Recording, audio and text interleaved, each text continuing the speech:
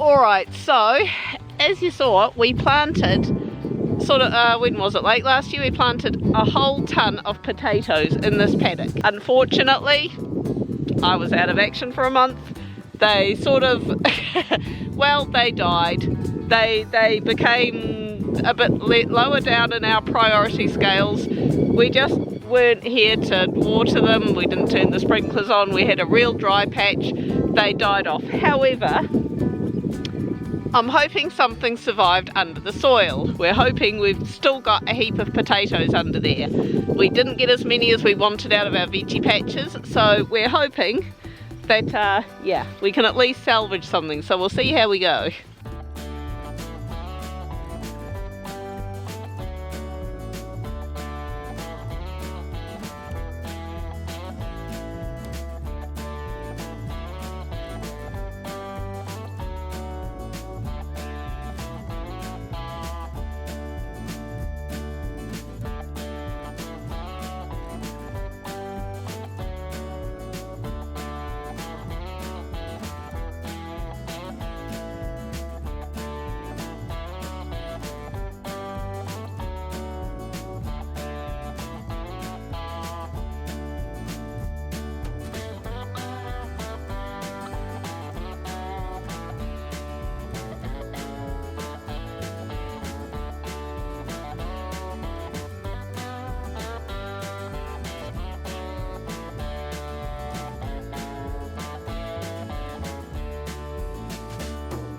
This pumpkin here actually grew quite illegally, and I actually don't know how. It's just by our front door, and I knew we had a pumpkin growing there.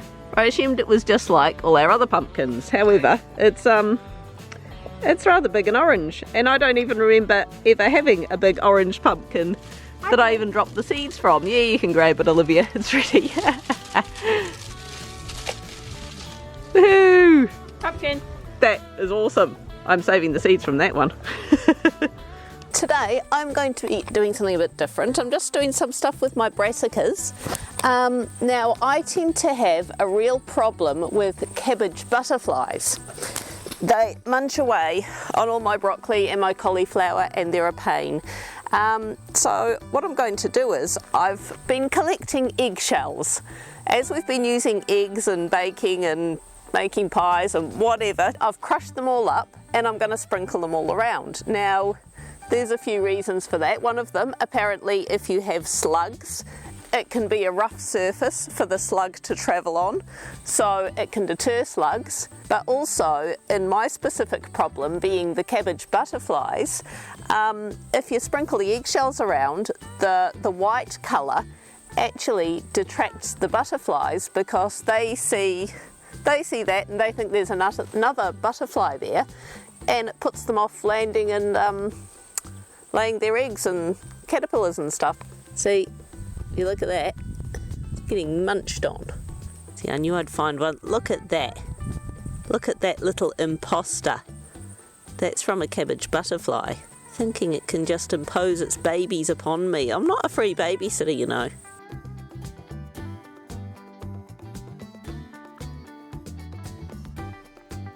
So over here, my spinach, that's coming along nicely. I've never had much luck with native New Zealand spinach, but just this stuff, the little seeds that you just sprinkle, that's doing really good.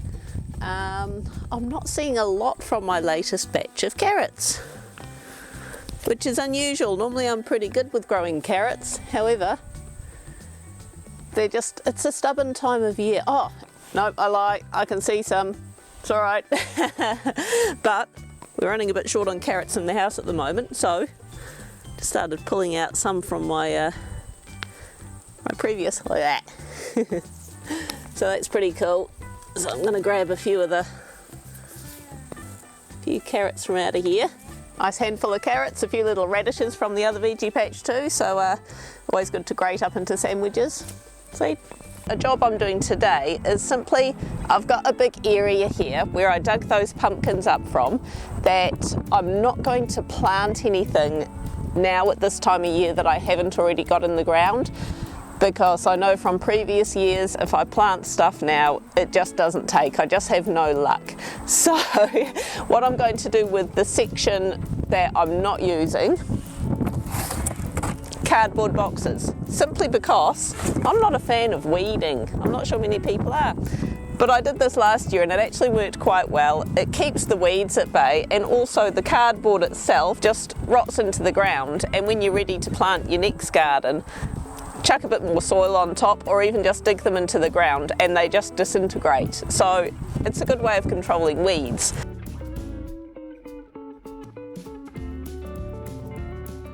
After digging up all those potatoes, that was awesome. That's us happy for spuds for ages. So pretty stoked about that. We'll probably look at doing that again next year.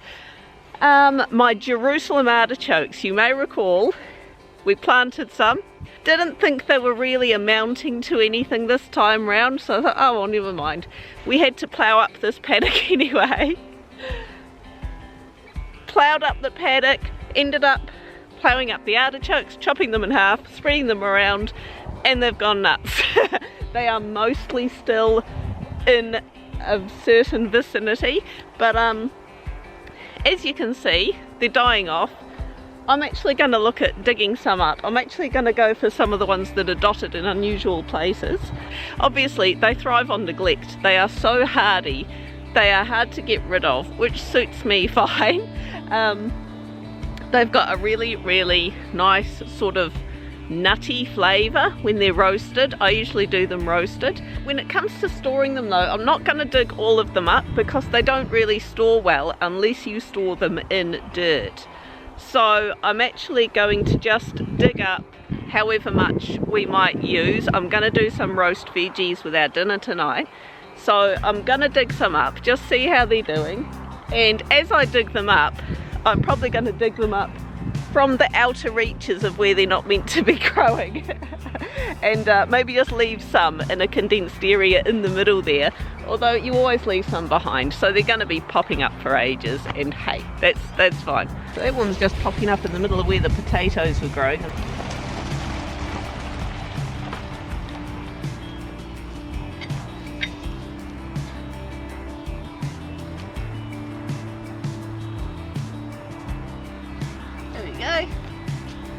Just some little, nothing too much to get excited about, just some little wee ones.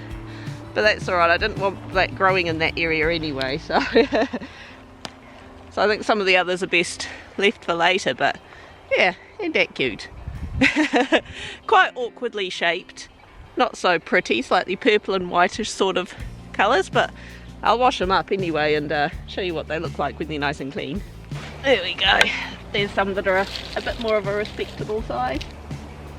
Just pluck them off. Awesome.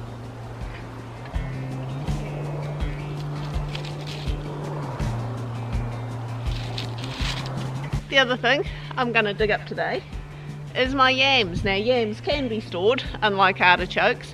Similar to potatoes, if you put them in sort of a nice, cool, dry place, you can store them. These have died off quite nicely. I think last year it was later in the year when I did my yams, but last year I just did them in plastic bags as a bit of an experiment. So this time we've got the bath. So we'll see how they did growing in a bath. We've got a bit of drainage down the bottom there. So fingers crossed we get some yams to go with our dinner too. Look at these, yay!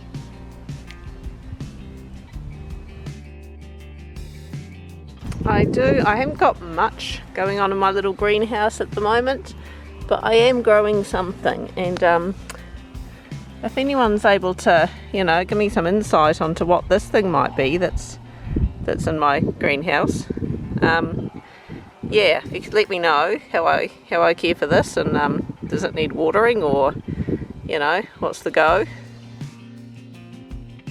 Okay, so that's what the artichokes look like after a, you know, I haven't properly scrubbed them and everything, but I've given them a decent rinse. Aren't they pretty? So, as I say, they will be they'll be roasted up with our dinner tonight. The yams, that was the total harvest. I'm going to be honest, I'm underwhelmed. If anyone has any yam growing tips for me, that's a good one. Somehow they look like bugs. Does anyone else think they look like kind of like giant hoo-hoo grubs or something? Anyway, I planted about 12 of them and I was expecting a much bigger harvest. We have had a couple of decent frosts. As you saw, the plants had completely died off. But yeah, if anyone's got any yam growing tips for me, that would be great. And there's a worm that has survived the wash. I'll put Wormy back outside. Bye-bye, Wormy. Look at that. How is that? For a gorgeous tray full of veggies about to be oiled up and roasted with our dinner tonight. Yum. All completely homegrown. That is so cool. I can't claim I do that every single night, but you know, when you manage to get a whole tray of homegrown stuff, that's pretty neat. Hit the like button, leave me a comment down below, give me your advice on yams. Share the video if you know of anyone it will inspire to get into a bit of gardening, and we'll catch you next week. Bye. You showing off for the camera, Craig.